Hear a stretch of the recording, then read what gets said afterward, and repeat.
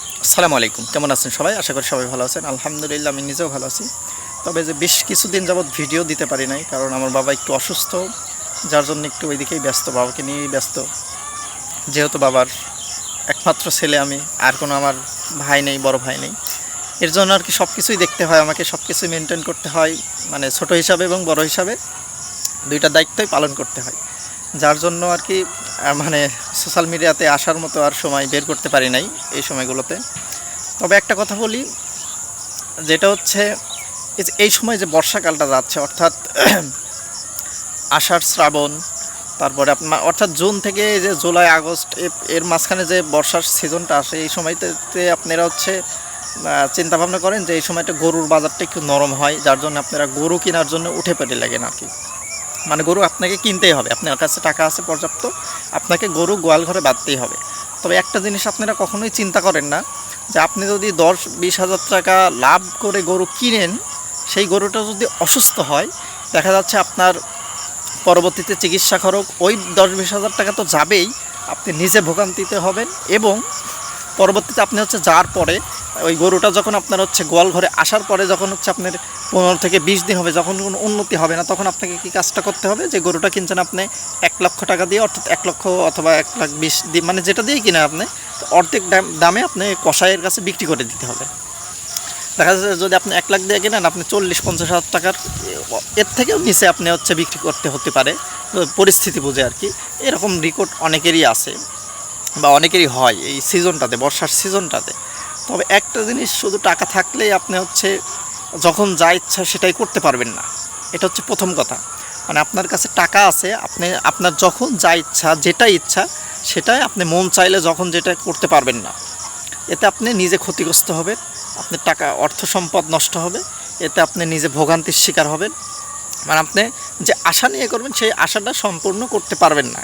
তার একমাত্র কারণ সেটা হচ্ছে আপনার লক্ষ্য ঠিক নেই, এবং আপনি হচ্ছে সময় নির্বাচন করা ঠিক নেই। এই সময়টা নির্বাচন করতে হবে আপনাকে বুঝে শুনে, খুব চিন্তা ভাবনা করে। আগামী 6 মাস অথবা 1 বছর অথবা 3 মাস, আপনি যেটাই বলেন, মানে যতদিনই পালন করতে চান, এই সামনের সিজনটা দেখে, সামনের সময়টা আপনার আজ থেকে 3 মাস কত দূর পর্যন্ত যাচ্ছে, মানে এই 3 মাসটার মধ্যে কি কি বাধার সম্মুখীন হতে পারেন আপনি প্রাকৃতিকভাবে, সেইগুলো বিচার বিশ্লেষণ করার পরেই আপনাকে নির্বাচন করতে হবে যে এই সময়টাতে আমি হচ্ছে গরু কিনবো কি না। এটা হচ্ছে প্রথম কথা। আর দ্বিতীয় কথা, সেটা হচ্ছে বর্ষার সিজনে যেহেতু মানে অনেক সমস্যা থাকে, মানে খাদ্যের সমস্যা, মানে ঘাস পাতার সমস্যা না থাকলেও আপনার যে সমস্যাটা হয় সেটা হচ্ছে রাস্তাঘাট, তারপরে আশপাশে যে বর্তমানে যে চট্টগ্রামের এদিকে পুরাটা ডুবে গেছে আর কি বন্যার কারণে। তো এই সিজনটাতে আপনার খাদ্যের দামটা অনেকটা বেড়ে যাওয়ার সম্ভাবনা থাকে।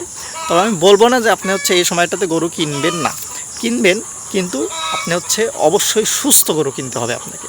আপনি হচ্ছে দেখা যাচ্ছে একটা গরু আপনি হচ্ছে 5,000 টাকা বেশি দিয়ে কিনতেছেন, তারপরে সুস্থ গরু কেনার চেষ্টা করবেন।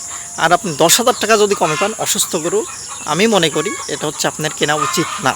কারণ অসুস্থ গরু কিনলে আপনার সেই 10,000 টাকা তো দেখা যাচ্ছে আরও 5,000 টাকা বেশি চলে যাবে। আপনি যে 10,000 টাকা লাভের কথা চিন্তা করে কিনছেন, আরও 5,000 টাকা বেশি যেতে পারে, এবং আপনার নিজের ভোগান্তি হবে।